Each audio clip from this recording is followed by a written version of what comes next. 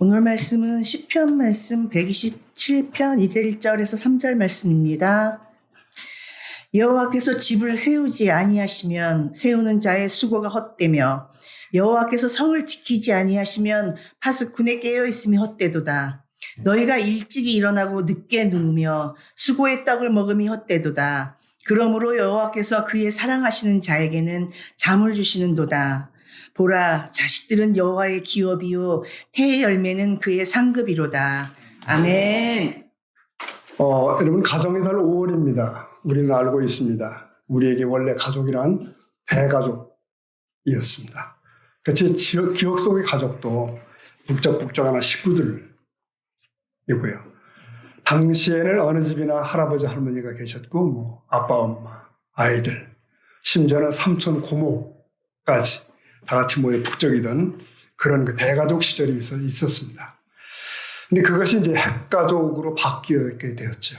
산업화 시대가 되면서 가족들이 직장을 따라서 뿔뿔이 이제 흩어지게 됐습니다.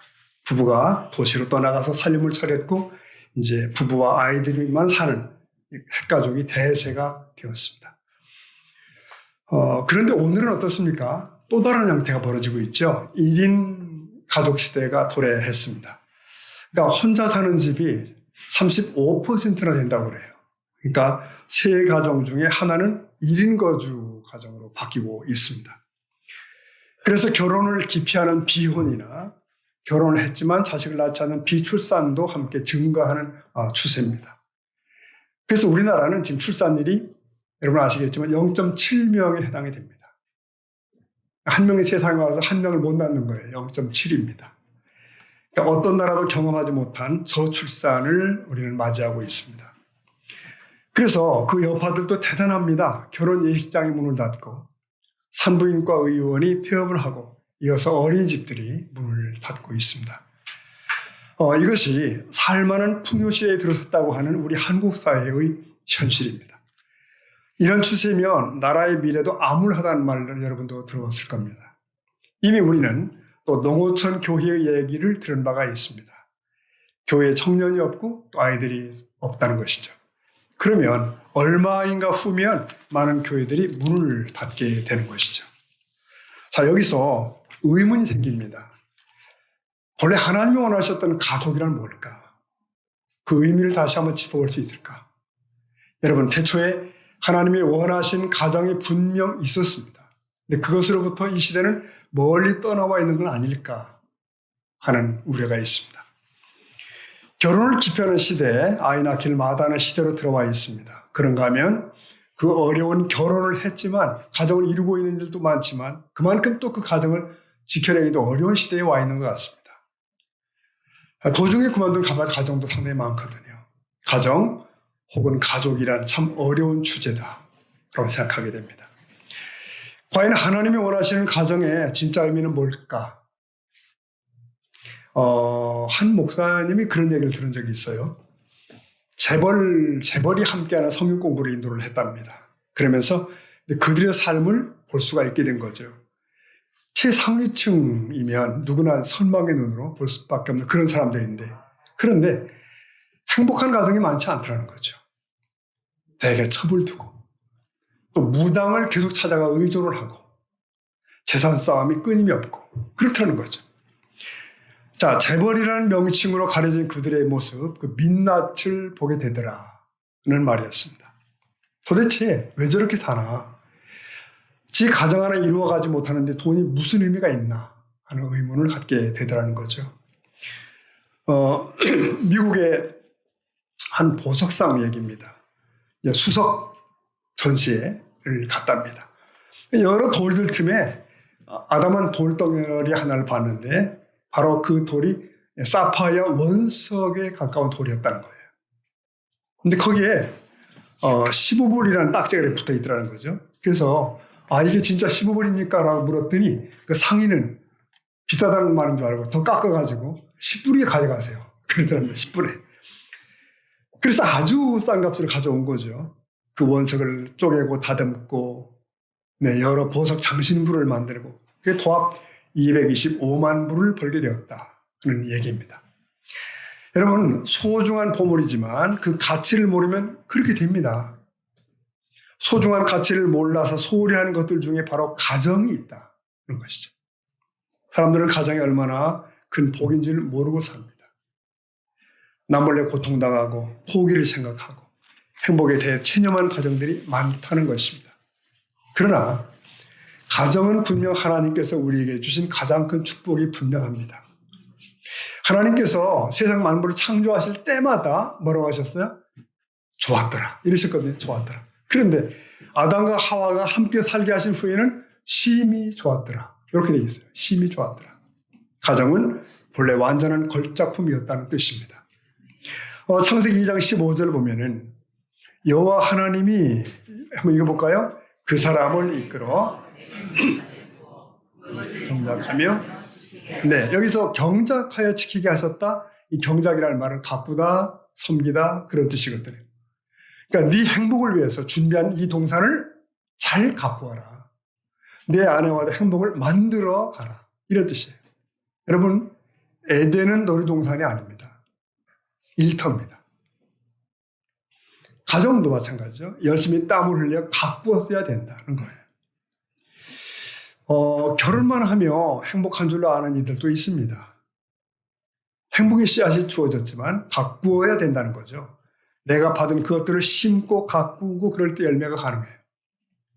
근데 우리가 경험하는 현실의 가정은 어떻습니까? 썩 그렇지 못합니다. 연애는 참 달콤했는데 현실은 엉뚱하다. 그래서 많은 사람들이 그러잖아요. 결혼은 연애의 무덤이다. 네, 그런 말도 있지 않습니까? 여러분, 부부싸움 때문에 119 구조대가 출동하는 경우가 그렇게 많다고 하네요. 한 해에 1000건이 넘는데요. 네. 놀랄 일이죠. 119란 불이 났을 때만 부르는 것인 줄 알았습니다. 가정이 이렇게 된 것은 아담과 하와의 가정에 죄가 들어옴부터 시작이 된 겁니다. 그러나 여러분, 우리는 가정이 예수님 안에서 회복이 된 겁니다. 그러니까 우리 영혼만 구원받은 것이 아니라 가정도 치유받고 구원을 받은 거예요. 여기까지 알고 여기까지 가야 됩니다. 자, 고린도후서 5장 17절 말씀 보면은 그런즉 누구든지 그리스도 안에 있으면 뭘까요? 새로운 피조물이라. 이전 것은 지나갔으니 보라. 여기서 내가 새로운 피조물이 변화됐다고 한다면 당연히 나의 가정도 나의 환경도 새롭게 변화된 거예요. 비록 시일이 걸리더라도 가정도 새 피조물로 변화되고 성숙되어 가야 된다는 그런 뜻이죠. 예수님은 우리 가정을 행복하게 만드십니다. 가정의 행복은 예수 믿는 큰 복 중의 하나입니다. 오늘 시편 말씀 읽어주셨는데 오늘 본문은 원래는 성전에 올라가는 노래라는 제목이 붙어 있거든요. 그런데 내용을 들여다보면 가정과 가족을 가르쳐준 내용들이 가득 들어있어요. 자, 1절 다시 보면 여호와께서 집을 세우지 아니하시면 세우는 자의 수고가 헛되며 그 다음 뭐예요? 여호와께서 성을 지키지 아니하시면 자, 이 구절을 한마디로 말하면 이런 겁니다. 다 있는데 하나님이 없다면 그러면 내 수고가 헛되다는 거예요. 애들 말로 꽝이라는 겁니다. 그래서 집을 세우는 일이나 성을 지키는 일과 같은 매일의 삶이 보다 더 하나님 중심으로 되어지기를 염원하며 노래를 부르는 겁니다. 그렇지 않으면 세우는 자의 수고가 다 헛되다. 여기 부인할 수 없는 한 가지 진리가 있습니다. 즉 세상 만물은 하나님의 피조물이기 때문에 인간의 생명 및 그 행사가 하나님 없이는 절대로 흥할 수 없다는 것이죠. 어떤 개인이든 집이든 한번 의뢰치 않는다면 결국은 물거품이 되고 만다는 의미가 여기에 담겨 있습니다. 자, 2절 계속 보시면 너희가 일찍 일어나고 늦게 누우며 수고의 떡을 먹으며 헛되도다. 다 같이 볼까요? 그러므로 네, 2절인데요. 2절 잘 보면 헛된 수고를 하는 집과 안식을 하는 집이 비교가 되는 거예요. 어느 가정은 수고하고 일 많이 합니다. 그러나 그것이 다 헛농사예요.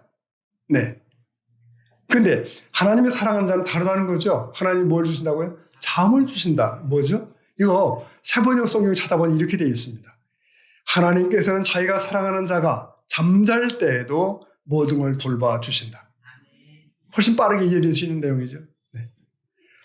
여러분, 하나님의 사랑을 받는 자라고 해서 아무 수고가 필요 없어. 뭐 그런 게 아니고, 그런 법칙에서 제외되지는 않지만, 그러나 그는 수고한 후에 그분의 선하심에 절대 의존할 수 있는 거예요. 안식입니다. 잠입니다. 바로 이 집은 어떻게 해요? 영구하게 번성게 됩니다. 3절을 보면은 3절 읽어봅시다. 보라, 자식들은 여호와의 기업이요 그 복이 자식일까지 이른다는 거예요. 직역하면 보라, 이들은 여호와로부터 온 유산이다. 네, 그 아들은 바로 하나님이 주신 선물이라고 말하는 거죠. 다시 한번 하나님의 그 한 가족의 존속이 전적으로 하나님께 달려 있음을 깨닫게 해주는 내용입니다. 이 말씀은요, 여러분 뒤에 시 128편으로까지 연장이 됩니다. 이 128편 가보면 2절에 내가 내 손이 수고한 대로 먹을 것이라 내가 복되고 형통하리로다. 네, 3절 읽어봅니다. 내 집 안방에 있는 내 아내는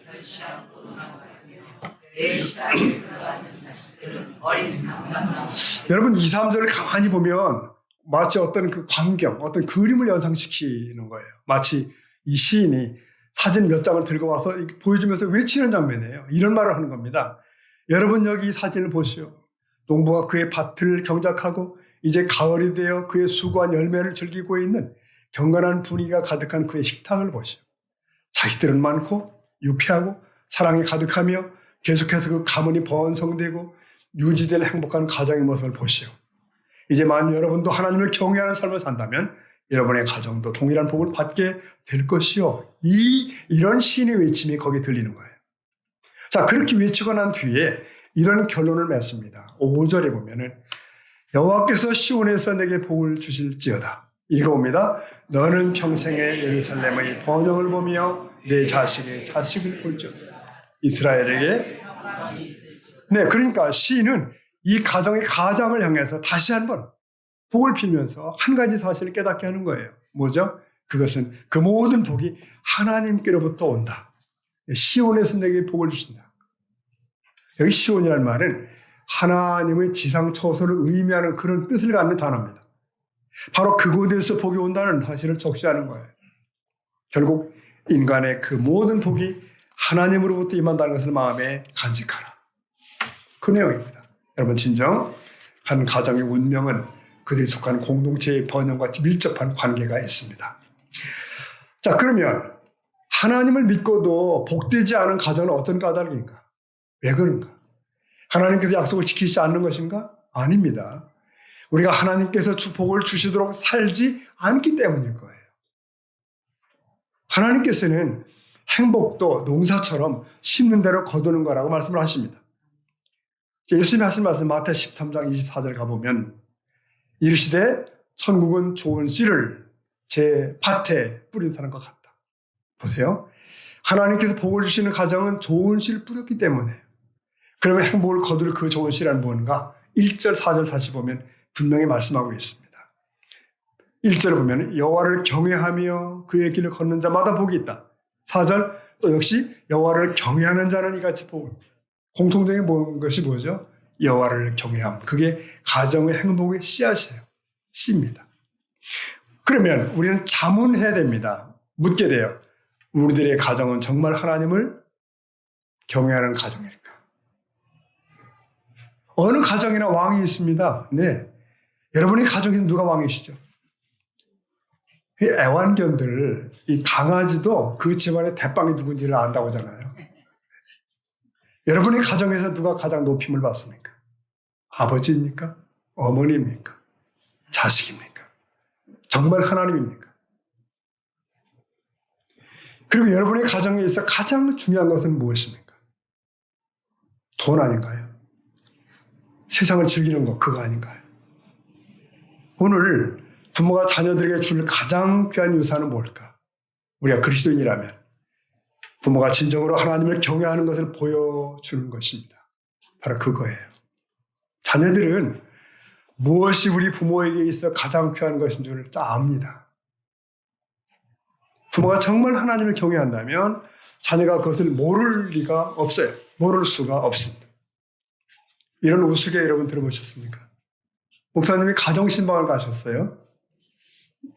불난 예배를 드리게 됩니다. 엄마는 아이에게 얘기합니다. 얘야, 엄마가 가장 아끼는 책 있잖아. 가져와. 그래서 아이는 주저없이 잡지책을 들고 옵니다. 네, 아이는 알고 있는 겁니다. 엄마가 아끼는 책이 성경이 아닌 것을. 아마도 하나님은 그 집이 가장 높은 분 아닐 겁니다. 가장 소중한 분도 아닐 거예요. 여러분, 성경에 슬픈 얘기가 있습니다. 사무엘상 2장에 보면 엘리 제사장의 가정 얘기가 나오잖아요. 엘리 제사장에게는 부목사격으로 섬기는 성막의 일을 돕는 두 아들이 있었죠. 근데 이 두 아들, 홈리와 비나스가 불량자더라. 이렇게 불량자. 하나님께 드릴 제물을 중간에 가로채고 성전에서 수종드는 여인들을 희롱하고 뭐 그러는 거예요.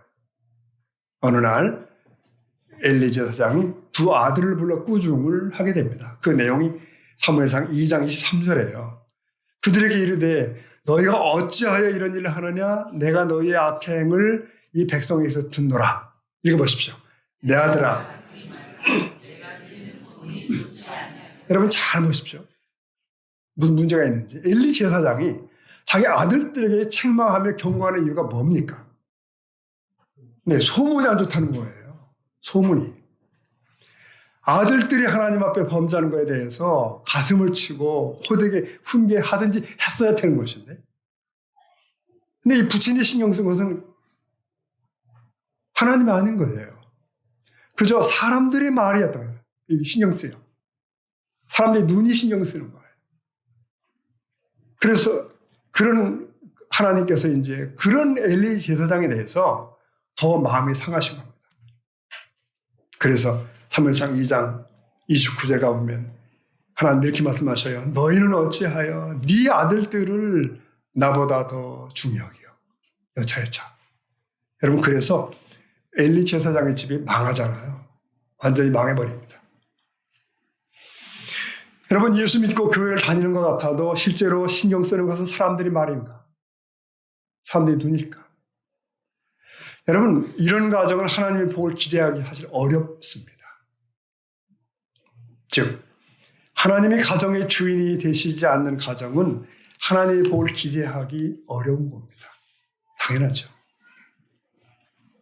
여러분 하나님께서 아브라함에게 말씀하셨죠. 내 사랑하는 독자 이삭을 내게 제물로 드리라. 아브라함은 고민했죠. 그러나 그에게 있어서 하나님은 여전히 아들보다 더 귀했어요. 네. 아브라함이 이삭의 칼을 쳐들었을 때 하나님이 다급하게 말씀하시죠. 22장 12절. 그 아이에게 네 손을 대지 말라. 그에게 아무 일도 하지 말라. 읽어봅니다. 내가 내 아들, 내 독자까지도 내게 내가 이제야 내가 하나님을 경외하는 줄 아노라. 내가 하나님을 경외하는 줄 내가 알았다.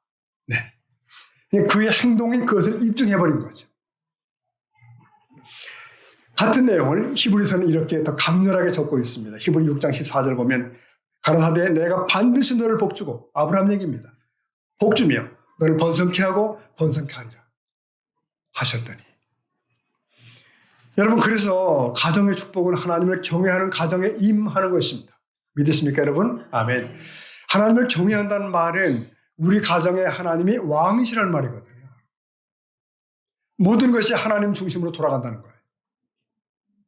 가정의 경제 생활도 문화 생활도 시간 사용하는 것도 그리고 매사의 결정 기준이 하나님의 말씀이라는 거죠. 네, 여러분 저와 여러분 정신을 똑바로 차려야 되겠습니다. 고린도전서 2장 말씀 12절에 보면은 우리가 세상의 영을 받지 아니하고 오직 하나님으로부터 온 영을 받았으니 자 사람마다 그 중심의 영은 성령이냐 세상의 영이냐 둘 중에 하나입니다. 가정을 덮은 영도 마찬가지 하나님의 성령이냐 세상의 영이냐 둘 중의 하나일 거예요. 마귀는 에덴 동산에서 행복했던 아담 부부를 불행케 만든 존재잖아요.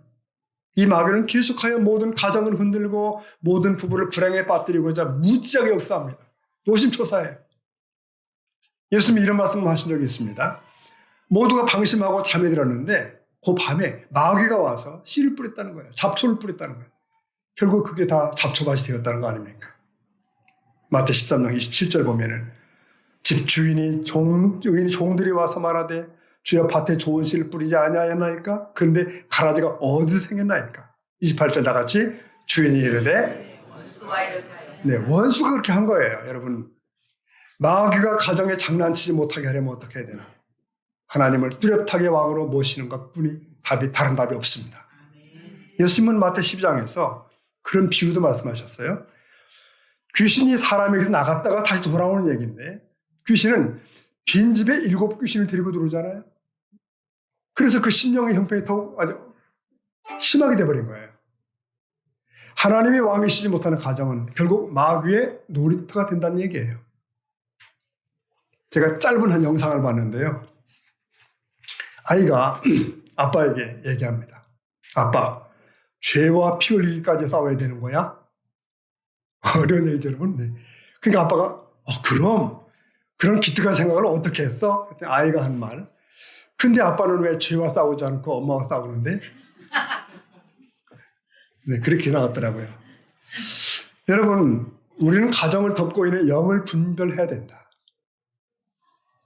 성령님의 역사와 악한 영의 역사, 그 결과를 보면 대비가 되거든요. 분별할 수 있거든요. 여러분 아시죠? 성령의 열매는 사랑과 희락과 화평과 오래 참음과 자비, 양선, 충성 이런 것들이에요. 이런 열매가 맺혀. 그러니까 성령이 덮고 있는 가정은 부족하지만 그런 열매가 맺혀져 가기 시작하는 거예요. 맺혀가는 거예요.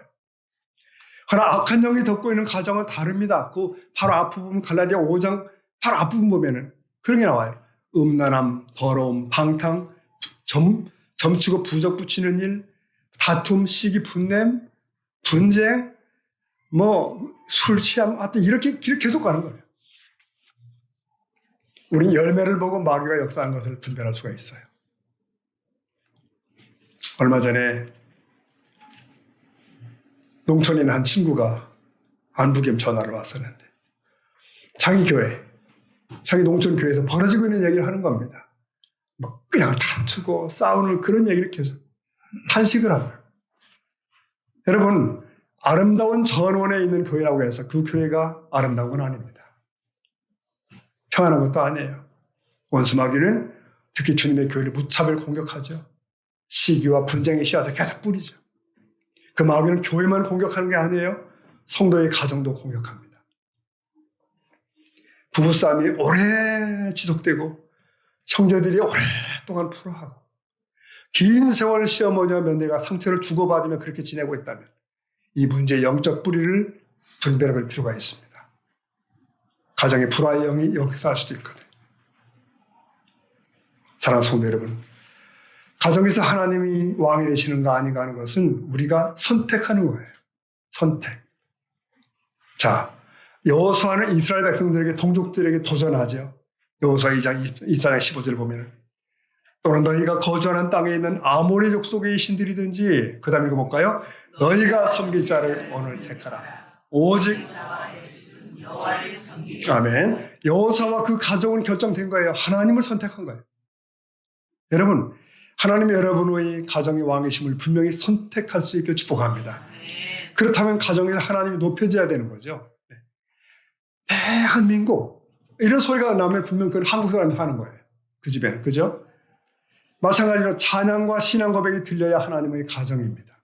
가정에서 하나님의 이름이 높임을 받아야 하나님의 소유된 가정입니다. 가족 간에 해결되지 않은 상처나 불화가 있거나 고백하지 못한 죄가 있다면 불편해지죠. 어떤 아내가 몸이 아파 누웠을 때 남편이 머리에 손을 얹고 기도해 줄 때 너무 행복했다. 그런 고백을 본 적이 있습니다.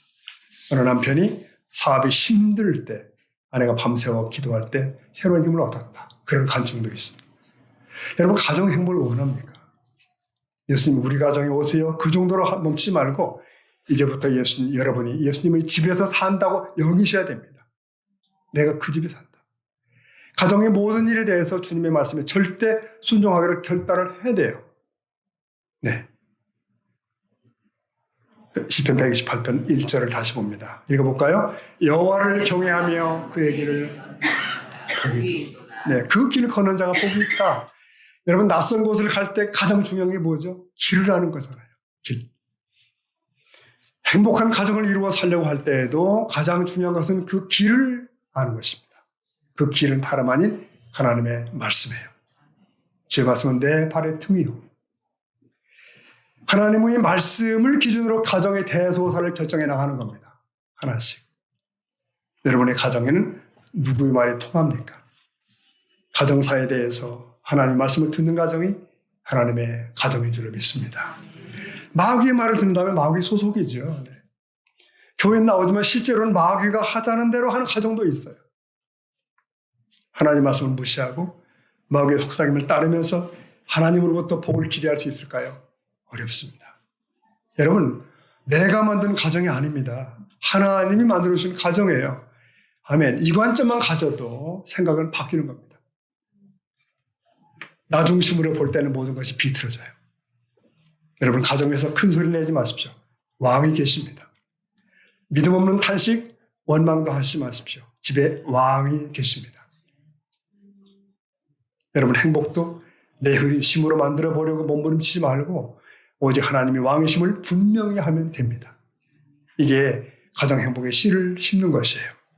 오늘 그 씨앗을 심어가는 여러분의 가정 되시길 축복합니다. 말씀을 매듭하겠습니다. 유명한 얘기죠. 장애인 닉 부이치치 얘기입니다. 이 사람이 발가락 몇 개만 성하잖아요. 성한 게 없이 온몸에. 다행히 그가 신실한 그리스도인 가정에 태어났어요. 잘 돌봄을 받게 되죠. 11살 될 때까지 3번이나 자살을 시도를 했대요. 그 아버지에게 들켰어요. 아버지는 머리를 비껴주며 다독였다고 그러죠. 야, 너에게는 하나님의 특별한 계획이 있어. 근데 그게 그 순간 아이가 믿어진 거예요. 확 받아들여진 겁니다. 그 이후로 그는 밝게 살기 시작하죠. 열심히 살기 시작하죠. 내겐 하나님의 특별한 계획이 있어. 여러분 아시죠? 그는 못하는 게 없어요. 썰매도 잘 타고 비행기도 몬다고 그러더라고요. 장가도 가고 아들도 낳고 책도 쓰고 지금 전 세계로 집회를 다니신다나. 집회 후에는 사람들이 와서 그와 허그를 합니다. 그때 거기 치유의 능력이 나타나죠. 성령이 함께 하시기 때문 아닐까요? 나도 이렇게 살고 있어. 당신은 더 잘 살 수 있어. 이 속삭임의 능력이 있는 겁니다. 여러분, 하나님이 다스리시는 가정에 태어난 아이, 그가 변하여 많은 사람을 세우는 일이 쓰임을 받고 있는 겁니다. 하나님 없는 집에 태어났더라면 그는 버림받았겠죠. 그냥 끝났겠죠. 하나님이 다스리시는 그 집이 기적을 만들어낸 줄로 믿습니다. 여러분, 우리들의 가정이 하나님이 다스리시는 가정입니다. 그러면 어느 가정이나 기적은 있습니다. 끝내는 우리를 아름다운 간증의 주인공으로 세워주실 주님을 찬양합니다. 아멘. 기도하겠습니다.